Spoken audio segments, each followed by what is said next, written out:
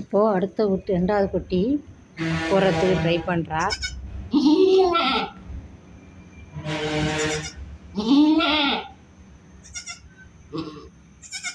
அம்மாவுக்கு வலிக்குதுல்ல.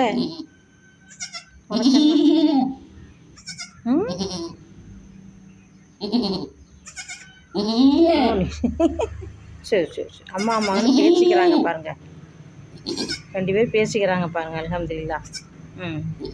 இவளுக்கு பசிக்குது, அவளுக்கு வலிக்குது. இவனுக்கு பசிக்குது, அவளுக்கு வலிக்குது. என்னடா பல்ல கடிக்கிறா. சரியாயிட்டா.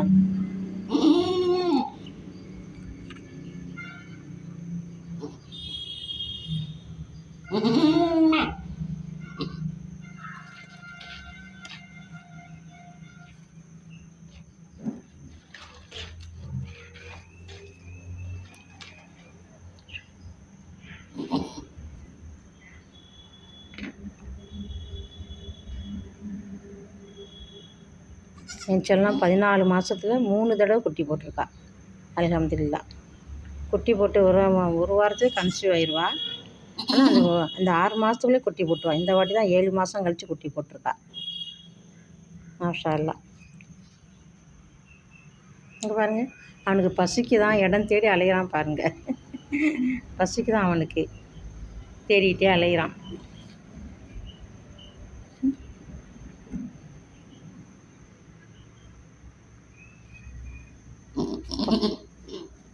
போ, உன் அக்காக்கிட்ட போ. அக்காவுக்கு உடம்பு சரியில்லை, நீ வந்த நேரமாக நல்லா போட்டோம் அவளுக்கு.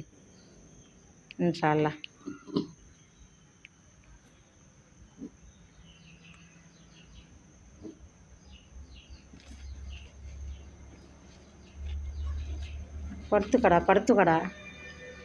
படுத்துக்கிட்டா தாண்டா வரும்.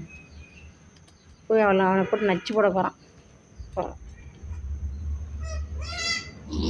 வச்சுவிட்டாளா? அல்லாஹ் ராஜிவும் சுப்ஹானக இன்னி குன்து மினல் ஸாலிமீன்.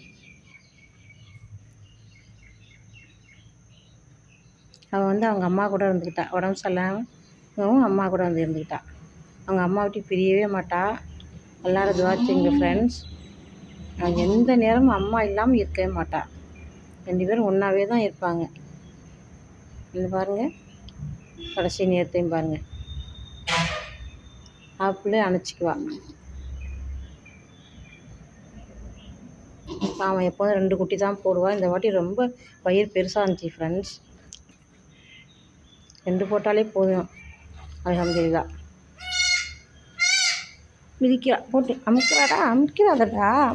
நீ அங்கே போகிற ஏண்டா வருவா. காலை விட்டு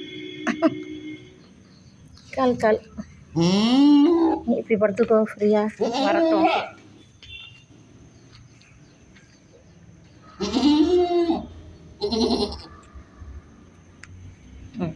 இவனுக்கு பசி வந்துருச்சான்.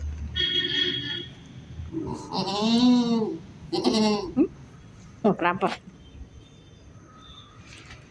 பாருங்க, பக்கத்தில் வரான். பால் கொடுக்க வைக்கணுமா? போட, அம்மா கிட்ட போடா.